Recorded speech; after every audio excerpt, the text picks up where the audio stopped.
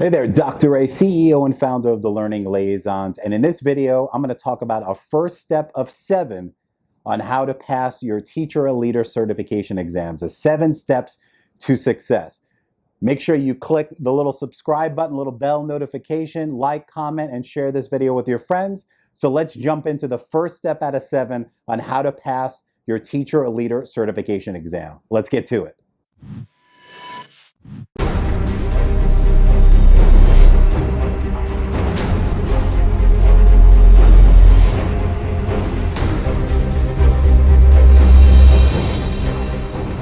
All right, so welcome to step 1.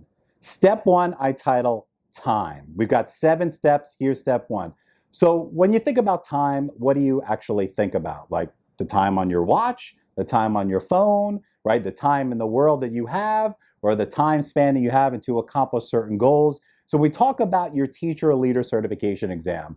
Time is of the essence. I'm sure you heard that phrase before. Now, whether you're a college student who have to pass your exams to get into your program and graduate, or you're on the alternative certification track and you have to pass your exams to get a job and keep your job.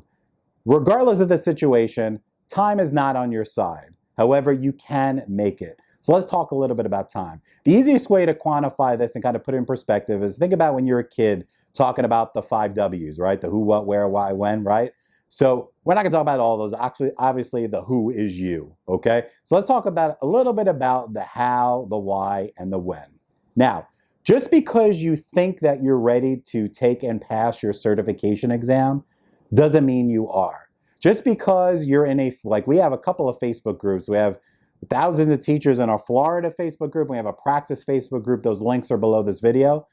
But we have a lot of people in there constantly posting that they're successful using or whatever resources they're using. And always when people comment on the videos, there's always 1 or 2 people that say, how long did you study for? Or what did you study for? But more importantly, the how long. That really differentiates depending on you, the individual, your schedule, your time frame. Just because someone studied for 2 weeks and said, oh, the test was easy, doesn't mean that it's easy for you. You have to make time on your side, okay? Now, regardless of your situation, we always suggest here at the Learning Liaisons a solid 3 weeks, maybe even 4 to prepare. Now, you could be someone where your skill level is really high and you're good at the competencies and the skills that are on your exam, regardless of what exam that is, doesn't matter, and you don't need the 3 to 4 weeks, but most people on average take 3 to 4 weeks to prep. Now, once again, that's all relative to your schedule and your time, meaning if you've got a deadline for your college program or your school district, don't wait until there are 2 months or a month left before your deadline. A lot of people push this stuff to the back end. You want to jump in the saddle, get going, and break it up over time. Now let's focus in a little bit about the why. As individuals, as learners, I don't care if you're 22 years old or 52 years old, yourself in a ton of material and just go at it trying to memorize everything and study everything over and over and over again every single day. Those teachers, and you might be one of them, that sit there and say, I have 300 pages of notes from this test prep guide, or I've done these practice tests 5 or 10 times over. I think I'm ready to go. Just because you score well on a practice test and a study guide or on a website doesn't mean you're going to pass the exam. Why? And a lot of you guys probably know what I'm about to say, is that your test prep guide is not going to look anything like your real deal exam. They cover the same skills and competencies, yes, but your real test is going to be a little bit harder, a little more trickier, but if you study the right way, you will knock it out. And I talk about those in the other videos and the steps to come, but I digress. So let's go back to the time, right? How? How do you budget your time? You have to own up to the responsibility of being a professional and passing these exams on the first attempt. And hopefully after the 7 steps, you watch all these videos. And if you fail before, we'll get you on the next attempt. But you have to put this at the forefront. We all have busy lives. I worked 2 jobs and I went to school and I went through these exams at the same time. So I've been through these routes before.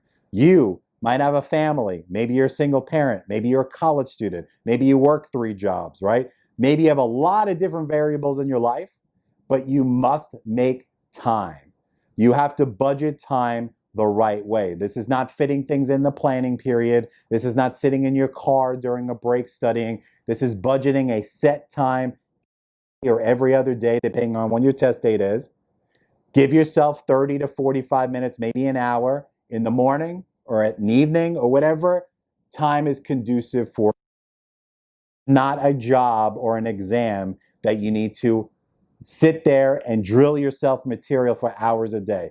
Those teachers that sit there and tell me, and college students, that they don't know why they fail because they studied 3 hours a day for the last 3 weeks or the last month or 2 months. Why do they fail? It's not about how long you study, it's how you budget your time and what you're studying. That's the key there, okay? So we talked a little bit about the how, we talked a little bit about the why. So as an educator, you need to make sure that you budget your time. That is of the essence here. You need to understand that this exam, I don't care what certification exam you're taking, whether it's for the leadership track or the teaching track, you have to realize that this exam is a performance.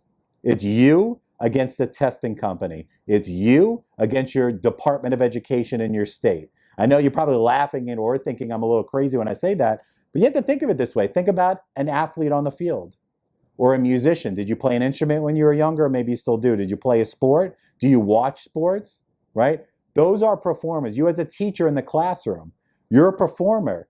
It's you showcasing your skills and abilities to a certain level of success to get a check mark in a box for your Department of Education or a university in your school district. That's it. This is not about getting an A. It's about doing the requirements to pass the exam. You have to think of it as you against the testing center, you against the computer, you against the state, you against your university, you against your school district. You have to think of it that way because these exams are 80% mental, 20% content. I'm going to say that again. 80% mental, 20% content. It is a performance. The problem is that people succumb to the pressure. They don't know what they're doing. They prepare. They spend an inordinate amount of time prepping, and they're not prepping smart. So that phrase that you've heard before, I say it a lot, but obviously I'm going to say I didn't invent it, duh, right? That phrase, that almighty phrase that's so important when it comes to certification exams. It's all about prepping smart, not prepping hard. I'll say that again.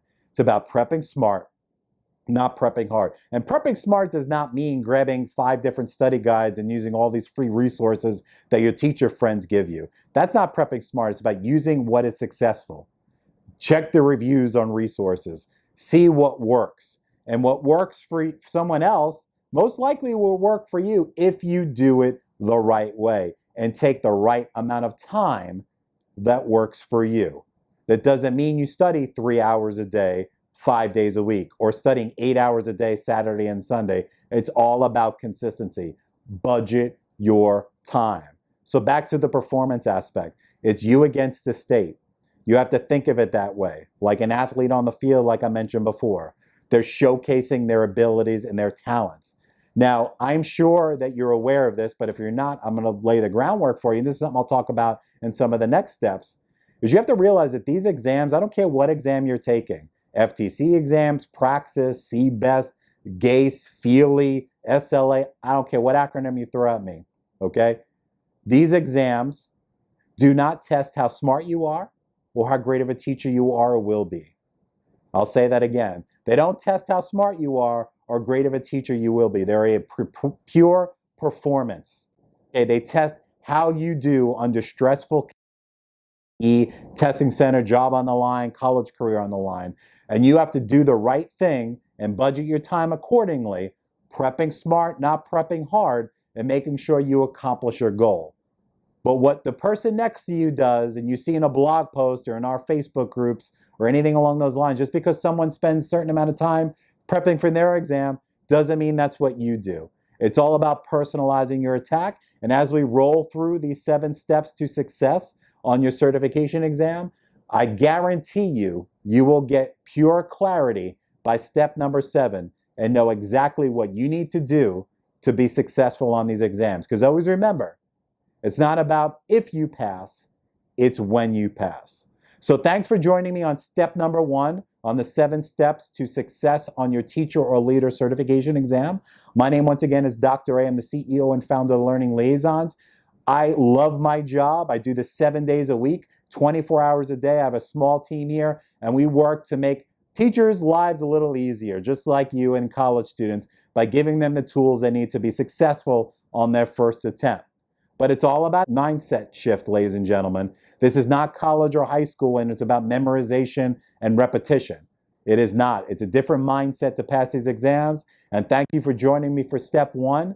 Please comment, like, subscribe, grab the URL on the top of this video, throw it on your social media, tag some teachers. We're all in this together. My job is to make your life a little easier and give you the tips and strategies that you deserve to make sure you pass your certification exam on the next attempt, or if you never taken it before, on the first attempt. So, Dr. A here signing off. Have a great rest of your day, an amazing evening, an awesome week, and a superb weekend. And please spend 4 hours a day studying for the test. It's all about prepping smart, not prepping hard. You'll learn more in steps 2 through 7 coming up soon. Questions, comments, concerns, throw them in the comments box below. My contact information's in there, my cell phone, email, everything's in the description. Reach out. That's what we're here for. We'll catch you in the next video, step number 2. Talk to you later.